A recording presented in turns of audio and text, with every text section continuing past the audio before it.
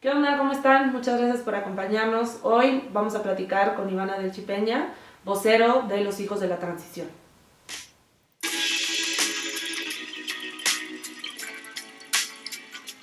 A ver, Ivana, cuéntame qué es esto que tú has estado publicando. Escribiste una columna en el Mexican Times de los Hijos de la Transición.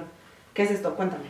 Pues mira, en primera instancia agradecerte por el espacio que hoy, el día de hoy tenemos. Y pues bueno, la idea de los hijos de la transición es una discusión de nuestro tiempo para determinar, como en un ejercicio de cartografía, las coordenadas conceptuales de las cuales nosotros hoy vamos a entender la realidad. Hoy atravesamos un proceso constituyente donde la constitución ya está constituida, ¿no? Donde los principios de democracia están dados y determinados, donde tenemos institutos electorales que te venden elecciones y no democracia. Y entonces, pues llega una suerte del tiempo de criticar nuestra realidad, y en esta ruptura discursiva nosotros nos hacemos llamar los hijos de la transición, a la cual le arrebataron la idea de futuro.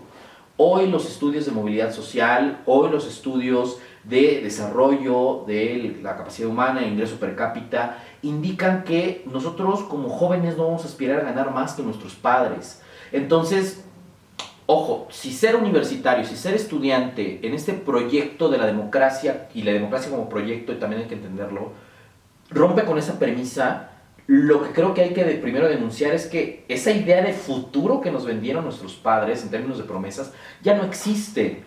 Hoy, y entonces nuestra indignación surge como movimiento y surge en esta suerte de decir, a ver, somos hijos de un proceso de transición que nos decían que estamos en transición y que las cosas algún día van a mejorar. Y lo cierto es que también esa promesa no ha llegado.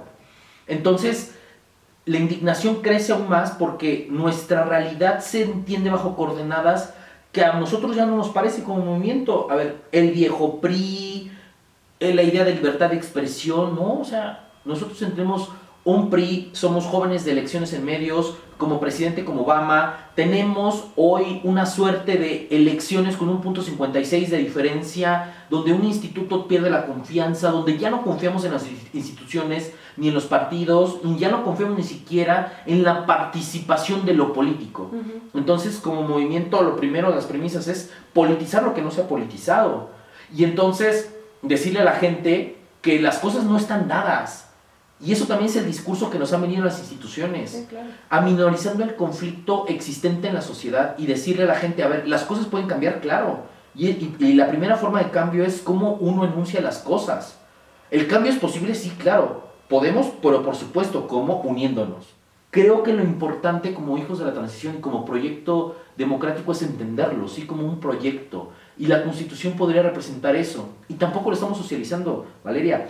A mí me preocupa mucho que hoy las coordenadas en las cuales se discute la Constitución es adiós DF O la Ciudad de México. o la Ciudad de México, ¿no? Claro, sí, o sea, es un discurso reduccionista porque, como decías anteriormente, me parece que estas figuras, digamos, discursivas, que no son un paraguas discursivo, que no son, digamos, preceptos entendidos y socializados, sino es el puro marketeo de frases y de ideas vacías, ¿no? Porque a eso estoy de acuerdo contigo, creo que hubo un quiebre, hay un quiebre muy claro en todo este proceso democrático que ha habido en el país, en el que hasta en la propia ciudad, antes del 85 vivíamos una realidad X, ¿no? Cerrada, digamos, a formas no tradicionales de participación ciudadana, que la forma más, digamos, clara de participación era el voto, ¿no? Un voto que no valía porque pues no había competencia, porque no había opciones.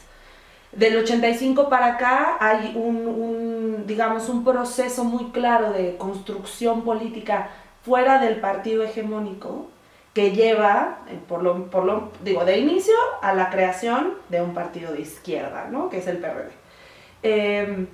Pero también que le da, creo, a la sociedad capitalina estas, digamos, características muy particulares de estar siempre agarradas de los procesos federales, dado que no somos hasta este momento una entidad autónoma, pero dentro de esa misma dependencia, una necesidad de empujar procesos autogestivos, propios de creación de movilización, de creación de ciudadanía. O sea, yo estoy convencida que el ciudadano mexicano, por excelencia, no es el de ningún lado. O sea, no podemos decir que el ciudadano aquí en la ciudad es el mejor ni nada. Pero sí el ciudadano, digamos, defeño hasta hace unos meses, tenía estas características particulares de no dejarse llevar por los procesos, digamos, federales, ¿no? O estar subsumidos a una decisión federal. Y eso se ha capitalizado en marcas. O sea, los gobiernos capitalinos, lamentablemente, han llevado a, digamos, ya no un discurso político, sino una cuestión de marcas. Eso es la CDMX. Para empezar, ¿cuándo? No sé, no estoy muy segura cuándo se empezó a usar CDMX como marca, pero pues será que a mediados del año pasado, una cuestión así. Sí, claro. O sea, esto es antes de que se hablara siquiera de la reforma política, ¿no? Antes siquiera de que saliera Peña Nieto a decir, ay, bravo, ya somos Ciudad de México, ¿no? Entonces, bueno, es este uso del marketeo, digamos, y de esta frustración que tenemos los mexicanos en que claramente identificamos que por lo menos del 2000 para acá se hace política como si fuera una venta de productos. La política no es solo una cuestión de una campaña mediática, no se trata solamente de posicionar a un candidato con una imagen X o Y, y tampoco es solo la política dentro de los partidos ni dentro de los procesos electorales. Creo que eso es un poco lo que recojo de las cosas que he leído de los hijos de la transición. O sea, no nos podemos clavar en eso porque esa forma de hacer política no nos ha dejado nada. Exacto, y creo que abonando como a la discusión, Valeria, hay algo que me parece fundamental en ya no vender marcas. Las marcas tienen algo que en ciencia política pierde la sustancia y nos quedamos con un artefacto vacío y la gente dice, pues es que ese artefacto vacío, ¿por qué lo tengo que adquirir? También, como una suerte de invitación, decirle al que escucha, al que está aquí, que la política sigue siendo un lugar de participación muy clara y de toma de decisiones. Y decirle que hay algo que hemos perdido de vista, los valores, los referentes éticos de personajes, de figuras que tienen una postura muy clara. Y entonces, en un ejercicio como de teatralidad, pues estos cabrones viven una suerte de ser medio villanos, vivir en el underground de la sociedad, acá vivir en lo pantanoso, en el no reconocimiento. Y lo que quiero apuntalar es que la Constitución hoy podría representar, y podría porque en términos de deseabilidad, no de lo que realmente se va a dar, es que la Constitución puede ser ese paraguas discursivo para nosotros en sociedad sentirnos reconocidos y terminar con ese sufrimiento institucional que tenemos, ¿no? Pero la sociedad tampoco se convence de eso. La sociedad debe convencerse de que es el momento de reconstruir un valor, de una ética pública en torno a esto. Y entonces vamos a decir, si los capitalinos hoy en día decidieron por los derechos sociales y acabar con la desigualdad, es que va a ser un proyecto de todos diariamente. Que si va a ser un proyecto de acabar con la corrupción, va a ser de todos. Pero es porque llegó el momento de escuchar todas las voces. Pero ojo, la discusión es muy distinta. Hoy nos estamos encasillando nuevamente en estos elementos procedimentales, donde, pues es que el PRI y el PAN van a tener un 60%. Ajá, y luego, o sea, de los 60 escaños se los van a repartir entre partidos, y entonces si los candidatos independientes llegan o no, se aspira a que exista solamente un 8% de la ciudadanía en la Constitución. O sea, de los 100 escaños, solo 8 asientos. La pregunta es, en términos procedimentales no van a poder negociar nada. O sea, 8 contra 92, me suena hay algo que me suena raro ahí. Y lo más peligroso, que digo en términos como de discusión profunda, es invitar a la sociedad que ve este discurso y decirles, ya no más. O sea, stop. O sea, somos hijos de una transición donde los chavos que nacieron en el 2000 van a votar en el 2018. Ellos ya nacieron en la transición democrática. Entonces, decirles, oye, es la oportunidad de que tú le des a la gente, a los ciudadanos, el empoderamiento. O sea, y sobre todo mi denuncia va a ser más clara. ¿Dónde están las universidades? ¿Dónde están los académicos, estos ungidos por la sociedad?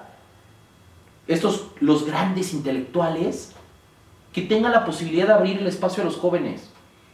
Los jóvenes no podemos solos en la lucha, y lo hemos reconocido durante mucho tiempo. Necesitamos el apoyo generacional, claro, pero tenemos algo que en todas otras generaciones no han tenido. Como nos han arrebatado la idea de futuro, no tenemos nada que perder. Y por eso estamos haciendo política. porque ya no nos queda nada. Exacto. Quiero retomar un punto que hiciste hace un momento porque se liga mucho con muchas cosas de por qué estoy de acuerdo con que esta generación ha perdido, más bien, es que ni siquiera ha perdido, ni siquiera nunca lo tuvimos en realidad. Esta relación con las generaciones anteriores a nosotros, las generaciones de nuestros padres, etcétera, que ellos en su propio desarrollo como generación también tuvieron muchas cosas que perdieron y otras cosas que quisieron tener que nunca tuvieron. O sea, eso creo que es algo importante que tenemos que recuperar, porque en la formación política de muchos de los jóvenes que en este momento desde la izquierda estamos buscando tener injerencia, traemos detrás todas esas luchas y traemos detrás eso como formación familiar, social, política, dentro de nuestras universidades, etcétera. Y creo que esas son de las cosas que tenemos que estar recuperando, porque yo estoy profundamente peleada con la idea de que la política solo se hace adentro de los partidos y solo se hace por la vía electoral. Ahora, la vía electoral sigue siendo una herramienta importantísima para empezar a despertar o empoderar a la ciudadanía, ¿no? Creo que eso sí ha quedado del viejo PRI, digamos, de las viejas prácticas políticas, en la que es fácil controlar la participación cuando solo se hace por la vía electoral. Vas y votas una vez cada 3 años, una vez cada 6 años, ¿no? Y ya, listo, se acabó, no te tienes por qué enterar de qué carajos pasa el resto del tiempo, y de todos modos estás cumpliendo con una obligación, con un derecho, y ya te sientes como, ay, bueno, sí, ya cumplí, ya, ¿no? Poca madre. Pues no, eso claramente no ha tenido el resultado que estábamos esperando. Estoy de acuerdo contigo, los jóvenes no podemos solos, y no solo es una cuestión de edad, no solo es una cuestión de generación, sino que, bueno, tampoco estamos partiendo de cero. O sea, algo que me gustó de las cosas que leí, de lo que publicaste y que lo hemos platicado es, hay que reconocerle a las generaciones anteriores, hay que reivindicar lo que se logró. Se ha logrado, por ejemplo, la inclusión, aunque sea discursiva, de grupos que en otro momento no habrían tenido injerencia. O sea, el hecho de que podamos hablar de movimientos de mujeres, de movimientos estudiantiles, de movimientos campesinos en este momento, que tengan espacios abiertos a la discusión, etcétera, eso es algo que tenemos que reconocer, que viene de los logros de generaciones antes a nosotros. Pero también estoy de acuerdo que las condiciones en las que se está dando nuestra participación en este momento son muy distintas a las que teníamos hace 30 años, a las que había hace 50 años, y eso es lo grave, creo, porque aunque en la práctica, o más bien en el discurso tenemos más posibilidad de injerencia, en la práctica no se ha logrado. En la práctica, en realidad, haciendo esta comparativa, por ejemplo, entre los movimientos estudiantiles en los 60s, en los 70s y los movimientos estudiantiles que hemos vivido en los últimos años, las consecuencias han sido las mismas. Sigue habiendo represión, sigue habiendo criminalización de la protesta, sigue habiendo, digamos, utilizar, ¿no?, la propia movilización y la efervescencia juvenil en contra de los jóvenes. Eso no ha cambiado, y eso es algo en la cultura política que no viene necesariamente de la sociedad, pero que sí viene, digamos, de la estructura institucional, ¿no?, que sigue sosteniendo esta supuesta democracia, y eso es lo que es muy grave, porque entonces ¿a qué estamos jugando? Estoy de acuerdo contigo, no tenemos ya nada que perder porque no nos han dado nada para pensar, ¿no? O sea, vivimos en una situación en la que, o sea, tú y yo tenemos la enorme suerte de tener acceso a una educación superior, ¿no? Los dos fuimos a la universidad.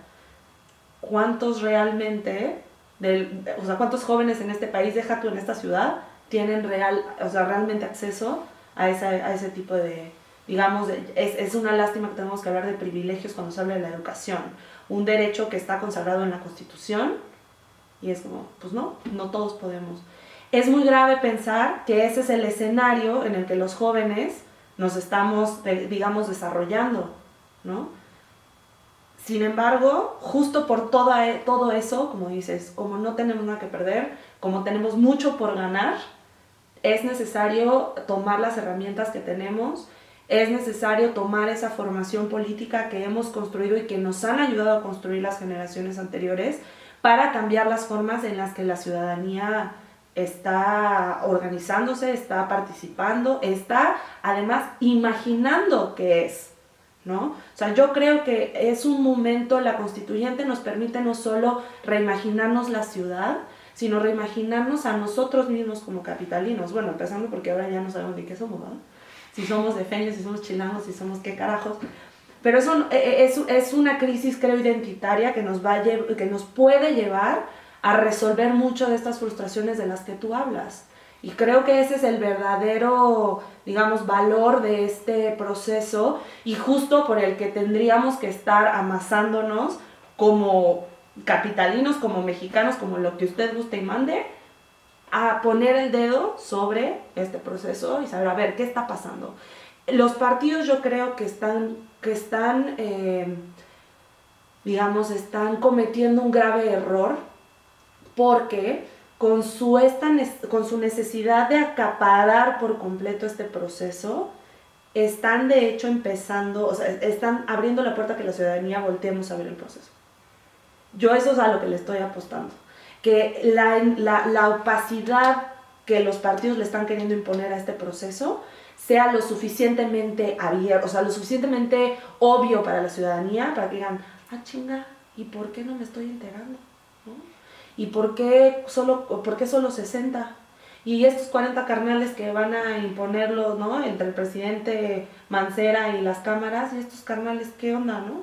Y a ver el grupo redactor, ¿quién es? Yo te puedo decir con toda libertad que hay muchos de los integrantes del grupo redactor que van a escribir este proyecto de constitución que presentará Mancera ante la Asamblea.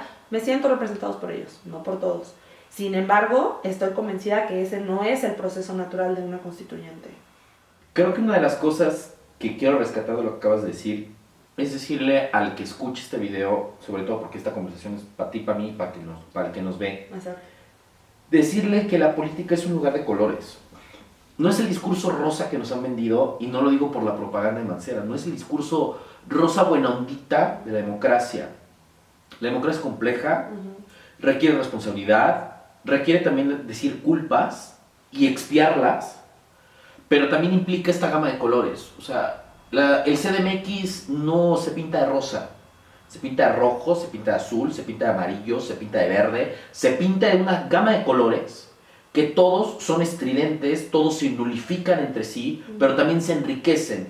Y entonces la pregunta es cómo hacerlo armónico, y entonces la gente también no ha entendido eso. La democracia es ruidosa, la democracia es carnavalesca, la democracia es música, la democracia es expresión, la democracia es cultura. Y entonces, en la medida en que hace sexy eso, pues hablar de política para la gente es hablar de algo tedioso. Exacto. Y entonces, ¿qué es lo que tratan de hacer hoy los independientes? Y es lo que hay que aplaudirles a ellos, es decir, güey, las cosas no se van a contar como tú me estás contando. Y a manera de cuento, te voy a decir, esta es mi realidad, y esto es lo que yo tengo de cuento. Exacto. Donde los villanos y donde los héroes son otros. Y entonces hoy yo como independiente le estoy jugando al valiente. Al valiente porque sé que no voy a juntar los 80,000 firmas, porque sé que es muy difícil el proceso, porque sé que es difícil salir a las calles, porque sé que es difícil mover a la gente. Pero hay que decirle algo, nosotros hoy somos más sentimiento que razón. Hoy es la indignación, hoy es el miedo, hoy es el terror. Y siempre me gusta, y por eso inicié mi columna con una frase que me encanta, ¿no? De Borges. No fue el amor lo que nos unió, sino fue el espanto. Será por eso que te quiero tanto. Si no es el espanto, si no es el amor frente al otro, y sobre todo la gente que es más grande que pueda ver este video, si no es el amor al proyecto de tu hijo, de tu familia, ¿qué te mueve? Exacto. Los políticos, o mejor dicho, la política, nos ha anestesiado hasta de sentir. Y la democracia también son sentimientos. Entonces, como manera de mensaje, también los hijos de la transición, renunciamos a la razón más no al pensamiento y lo decimos. O sea, esta razón fría, recalcitrante, calculada, no, o sea, no más.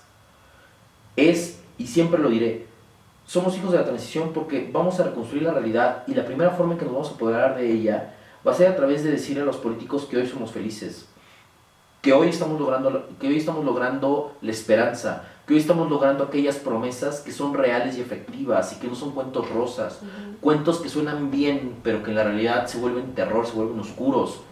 Hoy es el momento en que la Ciudad de México, que vive una realidad muy distinta a la de los otros estados, enaltezca a través de un proyecto político el proyecto que los gringos les gusta, ¿no? Que es The Long Walk on the Freedom, el largo camino a la felicidad. Y la felicidad va a ser la posibilidad también de la felicidad. Y yo creo que eso es lo importante en este constituyente, decirle a la gente, hoy es el momento de hacer posible que el proyecto político sea feliz, sea libertad, tengamos igualdad. Y a partir de ello decirles también, a manera de cuento, que el narrador, quien escribe, es alguien distinto. Y entonces, a partir de eso, las cosas cambian invariablemente. Estoy completamente de acuerdo contigo. Me quedo con esta idea que ustedes plantean. Justo, hay que cambiar el narrador porque eso cambia la perspectiva. Al final de cuentas estamos viendo todos el mismo cuento. Todos somos personajes en la misma novela. Así es. Con distintas perspectivas, con distintos altas y bajas y con distintas Q entry, Q exit, ¿no? Entramos y salimos en distintos puntos de la historia, pero es la misma. Y estamos acostumbrados a que es la misma historia, pero no estamos acostumbrados a escucharlo de otra persona. Esperamos que justo lo que tú dices, este proceso logre ampliar esa perspectiva, logre multiplicar a los narradores, cada quien ser narrador de una realidad y en conjunto, como decías al principio, solo en conjunto podremos entonces encontrar dónde nuestras perspectivas se unen y dónde podemos llegar todos de manera alegre, de manera colorida, de manera... Sí, es una fiesta, la democracia es una fiesta porque la democracia es el trabajo que se necesita para llegar a los acuerdos, para llegar a la felicidad común y para eso se necesita que estemos todos. No podemos seguir dejando, te escuché decir en algún momento, no podemos seguir dejando que aquellos otros que ya no son nosotros mismos nos sigan representando o más bien no representando y que sigan tomando decisiones desde una perspectiva acotada, ¿no? Por intereses, ni modo. Nos toca a nosotros tomar la batuta y nos toca a nosotros decir, hasta aquí llegaste tú, ahora me toca a mí. No, pues muchísimas gracias, Vale, por este espacio. Yo muchas gracias. Lo único que puedo estar muy agradecido. Y pues a manera de eslogan, como siempre lo he dicho, somos los hijos de la transición a la cual nos han arrebatado la idea de futuro y aquí estamos para reconstruir la realidad a través de narrar un cuento distinto, lleno de colores, llenos de sabores, llenos de ideas, pero sobre todo de muchas pasiones, ¿no? Muchísimas gracias, Iván, te agradezco el tiempo, te agradezco la pasión, te agradezco que haya otros jóvenes que estén dispuestos a platicar. Creo que eso es lo que tenemos que hacer y, como dices, unirnos y construir. Muchísimas gracias. La unidad discursiva es el único lugar donde podemos lograr ese lugar que todos deseamos. Exactamente. Muchísimas gracias, les agradecemos mucho por ver este conversatorio. Esperen el siguiente. Muchas gracias, déjenos sus comentarios. Gracias. La policía te está extorsionando, pero ellos viven de lo que tú estás